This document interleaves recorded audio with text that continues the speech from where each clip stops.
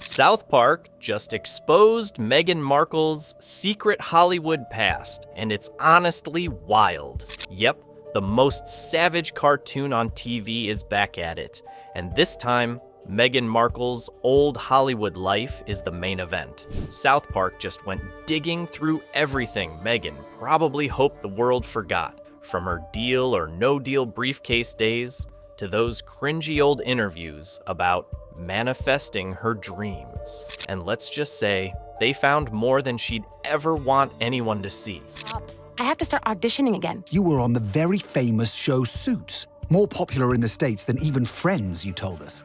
They're calling her out for rebranding herself from a Hollywood hopeful to a royal humanitarian. But now fans are wondering, did Meghan really transform her life? Or just hit delete on everything that didn't fit her new image? It's like watching your old Instagram posts come back to haunt you. But with Cartman narrating the whole thing. So what exactly did they find? And how much of Meghan's past did she try to erase before becoming a duchess? Let's find out. Look, Kyle, we just kind of don't care about some dumb prince and his stupid one. If we talk about South Park and Meghan Markle, it's honestly like the universe created a match made for chaos. Meghan's real life already feels like something straight out of an animated parody, from dramatic speeches, endless rebrands, glamorous contradictions, and that constant royal soap opera energy. So when South Park decided to dig into her so-called deleted Hollywood past, nobody was surprised. The only real shock was just how far they went and how much they exposed. It all started, of course, with Cartman barging into Stan's room at 2 a.m., wearing a sparkly tiara and clutching what he claimed was Meghan's lost origin tape. He shoved it into the old VCR, and there she was, a younger Meghan, grinning in front of a green screen, wearing a paper Burger King crown while telling her friends to call her Queen Meggles. The boys stared in disbelief. Cartman, never one to hold back, yelled, "Behold, the rise of the royal influencer!" That set off what could only be described as the most ridiculous investigation in South Park history. Part detective work, part roast session, and completely unfiltered. I'm sick of hearing about them, but I can't get away from them. They're everywhere, in my face. Soon, the entire gang was on board. Kyle pulled up Meghan's old deal or no deal clips, where she was one of the briefcase girls smiling next to contestants. Every time she appeared, Cartman would yell, "Duchess," at the screen, while Butters giggled and called her Deal or No Duchess. Kenny, meanwhile, couldn't stop laughing at how far she'd come from holding briefcases to holding royal titles. It was wild, and even the boys could see it wasn't luck. It was a long, carefully crafted climb. So I went online to see what was new with Uncle Harry and Auntie Meghan, and I couldn't find a thing. I would have thought she'd have at least popped up in a tampon commercial by now. That's when Kyle, the most skeptical of the bunch, started putting the pieces together. He found old interviews where Meghan talked about manifesting success using vision boards and daily affirmations. In one clip, she said she wrote fame on sticky notes all over her house. "That's not manifesting," Kyle muttered. "That's wallpaper." Cartman added that it was only a matter of time before she manifested her way into Buckingham Palace. The deeper they went, the crazier it got. Kenny found an old online fan forum where people had posted clips of Meghan's early acting roles, from a blink and you miss it soap scene, where she literally played clipboard girl, to a short-lived medical drama where she handed someone a coffee. Cartman mocked every single line, pretending to be her director, yelling, "Now show us your humanitarian face." By the end, they were all crying from laughter. Then came the Wikipedia incident. Kyle discovered that Meghan's Wikipedia page used to describe her as an actress and model up until 2016. Then, just months before meeting Harry, it mysteriously changed to humanitarian and advocate for women. Cartman nearly fell out of his chair. "She didn't change careers," he said. "She changed sentences." The boys realized Meghan hadn't erased her past. She'd just edited it to look shinier. Our Canadians are finding it hard to go on. All Canadians, that is, except for our first guest, the Prince and his wife. We want privacy! We want... And of course, no South Park parody is complete without a conspiracy theory. This time, it was the infamous Soho House connection. Kyle, the detective of the group, dug up an old event guest list from 2015, showing Meghan seated next to Misha Nonu, the same fashion designer who introduced her to Prince Harry. Cartman dramatically connected the dots on a whiteboard, screaming, "She didn't meet him by accident! It was a royal setup. Operation Chicken and Charm." The boys couldn't stop laughing when they remembered Meghan once said she won Harry over with roast chicken. But the best and weirdest part came when Butters found an old blog post from Meghan's lifestyle website, The Tig. It was full of inspirational quotes, vegan recipes, and oddly flirty interviews with celebrity chefs. One post, titled "How Chicken Changed My Life," had Cartman wheezing with laughter.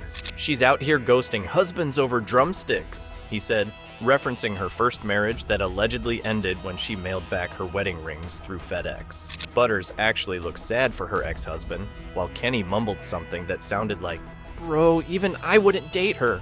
They only offered me friend of the housewives for next season. Oh shit! They Vicky Gunvalsoned you! How did you even know who... I need a drink. Then the boys stumbled onto something that made Kyle's jaw drop, an old video of Meghan giving a speech at the UN Women's Conference. It sounded powerful, emotional, and polished, until Kyle pulled up Eleanor Roosevelt's speech from 1951 and noticed word-for-word similarities. He paused the video and said, "Did she just Ctrl-C feminism?" Cartman was in tears, laughing, shouting, "Next she'll be quoting SpongeBob for her next TED Talk." By now, the boys realized this wasn't about one or two deleted moments. Meghan's entire past seemed to be a trail of edits, filters, and strategic glow-ups. Every time something didn't fit her new image, it just disappeared. Old blogs? Gone. Cringy acting clips? Unavailable. Friendships from her Hollywood days? Nowhere to be found. It was like watching someone use the undo button on real life. Look, I love you and I'm willing to do whatever I need to do in order to be with you, Meghan. Well, I think it's important we do this ourselves, Harry, and not live off your family. I agree. We'll just have to find a way to make £50 billion on our own. Cartman decided he'd seen enough. He stood dramatically on his chair and announced, "This is the story of the Duchess Downloaded," claiming he was going to make his own mockumentary exposing the royal software update that turned Meghan from actress to duchess. Kenny laughed so hard his hood fell down, and Kyle groaned, realizing this whole thing had spiraled into another Cartman production. But the roast wasn't over yet. Butters brought up Meghan's lifestyle brand as ever, where she tried to sell luxury jam and candles while preaching mindful living. The boys couldn't stop laughing when they saw photos of her holding jam jars with her name on them like they were Oscars. Cartman yelled, "From royal scandals to raspberry preserves," and claimed she should start a new brand called As Edited. Then came the bombshell that sealed the episode's chaos. Kyle found an interview where Meghan said she never cared about fame. She just wanted to help people. 5 seconds later, they found another clip where she admitted she always dreamed of being on the cover of magazines. Cartman's face turned red from laughing. "Pick a lane, lady," he shouted. "You can't be humble and hire paparazzi at the same time." Harry, congratulations, old man. I just found out you had a son. Daughter, but thank you. Son, and you didn't just find out. Is it me? By the end of the episode, the boys had their theory. Meghan hadn't erased her past, she'd rebranded it. Every speech, every charity event, every podcast seemed like part of the same PR story. And every time the world started to forget about her, something mysterious popped up to pull the spotlight back. As Kyle put it, she's basically her own tabloid at this point. In true South Park fashion, it all ended with chaos. Cartman premiered his fake docuseries trailer, The Duchess Downloaded, From Briefcase to Buckingham.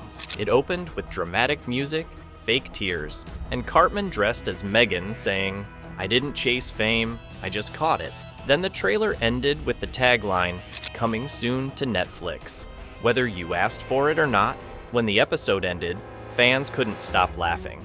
Not just because it was funny, but because it felt a little too close to the truth. Meghan's story has always been part fairy tale, part PR campaign, and South Park just turned that mix into comedy gold. They didn't just mock her Hollywood past, they exposed how carefully that past was scrubbed, edited, and rebranded into the image of a modern duchess. See, my wife and I are totally like, you should write a book because your family like stupid, and then so are like journalists. And maybe that's why South Park keeps going after her and Harry. Every time they try to reinvent themselves as activists, producers, humanitarians, or fashion icons, it feels like another episode waiting to happen. The crying documentaries, the interviews about privacy while walking red carpets, the lifestyle brands that collapse faster than a bad souffle. It's all too perfect for satire. By the time the credits rolled, Stan summed it up best. He looked at the others and said, you know, maybe Meghan didn't delete her past. Maybe she just hired better editors Cartman. Still laughing, added, and she's about to need new ones after this episode.